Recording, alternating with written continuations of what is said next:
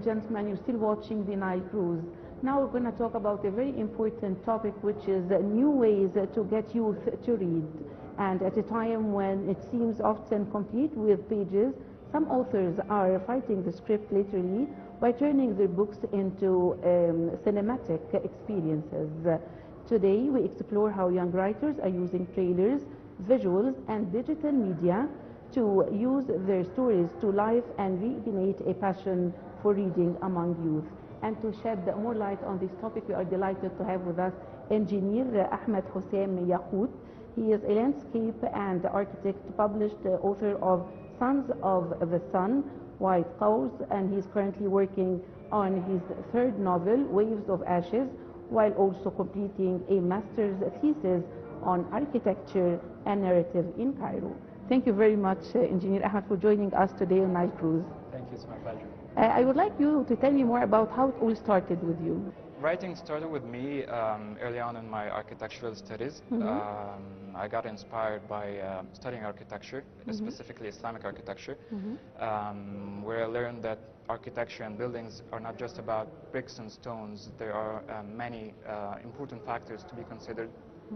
Like, for example, how a building can make you feel calm and collected, how a building can make you feel safe, how a building can make you feel connected to nature, like the skies above and water fountains and even the air breeze that was designed in Islamic architecture. And I actually remember back then I wrote my first short story. It was titled Qaid Bay. It was about a theft attempt that happened at the complex of Qaid Bay at the Northern Cemetery in Cairo.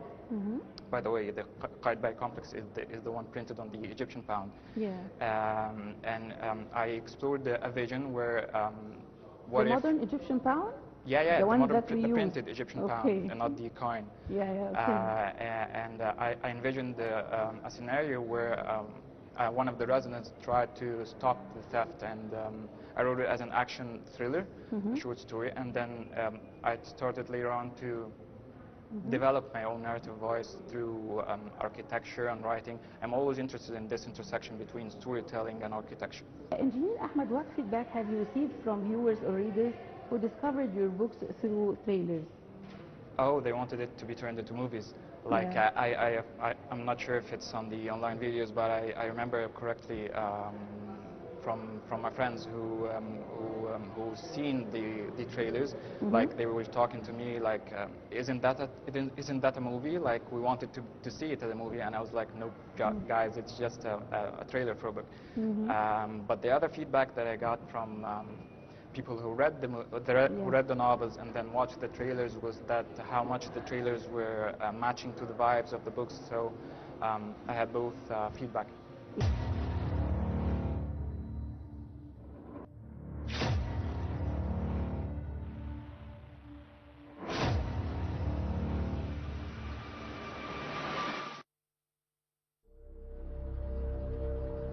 أنظر سرا لمن يسيرون حولي، يمسكون بهواتفهم ويقلبون بها إلى الأبد. كلهم يسيرون مطأطئي الرؤوس، كلهم يملؤون فراغهم بالتقليب في تلك التطبيقات الخالقة المجتمعات الوهمية. ألا يسرح أي من هؤلاء القوم بخيالهم؟ ألا يتأملون فيما حولهم؟ ألا ينظرون إلى ذلك القمر البازغ في ظلام الليل؟ لربما إذا تحول إلى بطيخة حتى فلن يلاحظه أحد إلا إذا نشر على تلك المواقع ورأوا صورته. أضحك بشدة على ما أفكر به. كيف يمكنني لومهم وأنا من بدأ كل هذا؟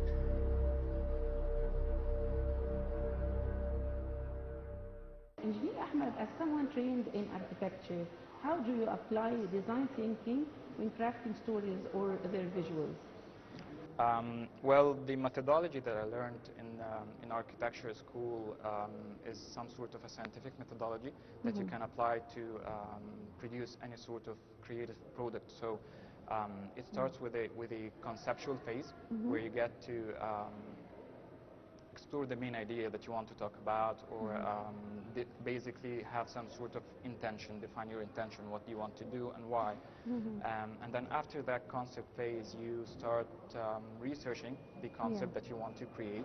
And it actually gives you this additional layer of refinement, like you get to learn from the past mistakes of people that tackle the same concept, like the one that you're trying to do, and maybe gives you a new perspective to the same idea that you're trying to write about or you're trying to design.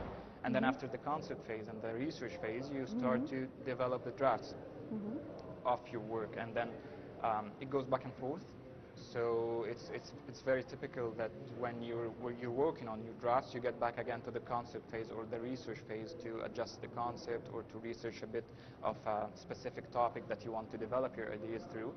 And yeah, I think that applies to architecture, to writing, to graphic design, to cinema. Yes. So that's and what's your advice to young writers who are starting to be writers to promote their work in innovative ways? I think I'm a bit young to give advices, but no, but you can give us tips. Yeah, if I'm going to recommend one thing, which is to keep on growing. Yes. I mean, never give up. Yeah, that's a point, but also promoting work, promoting your own work, especially in the literary medium, is one of the things that is less thought by young writers. So there's no like specific recipe for success in the field overall. You have to first know yourself and know what you're trying to do and the value of what you're doing, what you're giving to the people, and you have also to know your audience, who they are, you're writing for, and how to reach them and where. And then you keep on trying and you keep on testing new stuff and testing new ideas until you reach the formula that works for you. But it's very important to not expect fast results, because that's not always the case that happens. You just have to be patient and work on yourself and develop yourself, and someday you'll get there if you believe in yourself. Yes. Engineer Ahmad, architecture and storytelling seem worlds apart to many. How do you see them connected?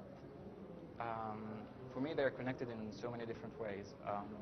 For example, the methodology that I told you about that I used to write.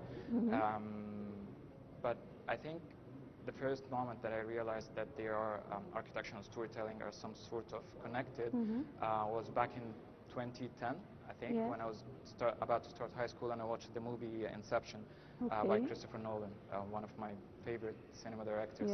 And it basically, the movie talks about an architect who is played off by Leonardo DiCaprio, and his job is not the typical office job, which is to design buildings and stuff like that. No, his job is to build dreams in order to steal ideas or steal specific information from the minds of his victims, and he has to like design complete cities and design buildings and stuff like that.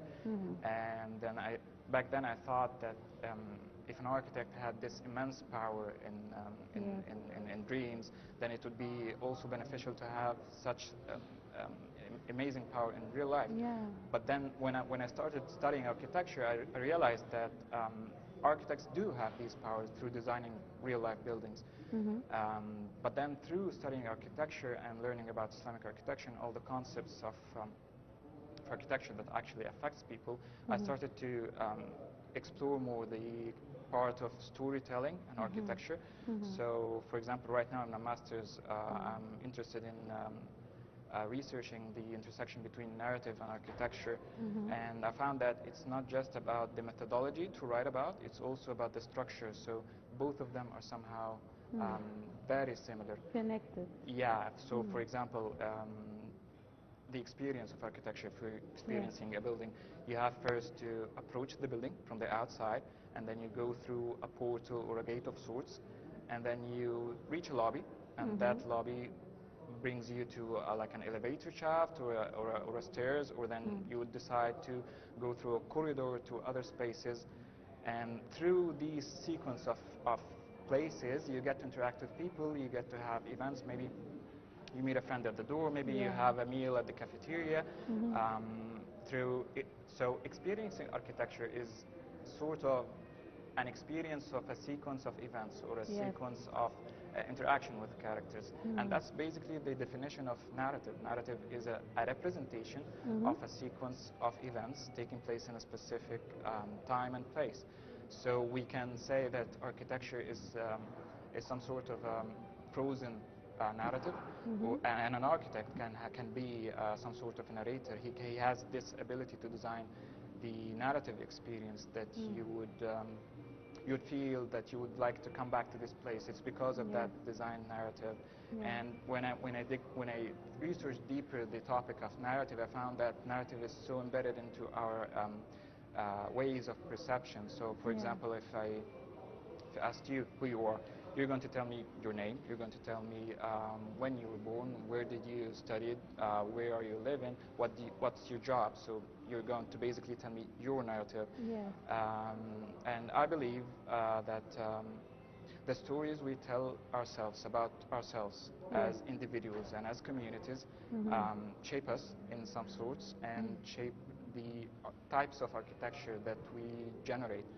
So the intersection is very interesting and profound depending on how you look at it. Okay. Engineer Ahmed, of all the characters and stories you have written, is there one that feels most personal to you, and why? Well, yeah, my new novel, The Waves of Ashes, is the one that I would say the most personal to me, because it took me very long to write it. It took me like 10 years or something like that. I wrote it with... Quite big time. Yeah, very big time. I wrote it with my best friend back in college, Ahmad Nasser. Yeah. And we were on and off of it, trying to perfect every single detail for the plots, for the characters. It's set up in... What's about the stories? It's a futuristic dystopia in Cairo, set in a far future where the whole world is governed by an entity called the institution. And the whole world fell into ruins because of several wars and many violent events. And this institution, the first thing that it did to Cairo was to expel all the sick and poor people outside of Cairo, beyond the River Nile.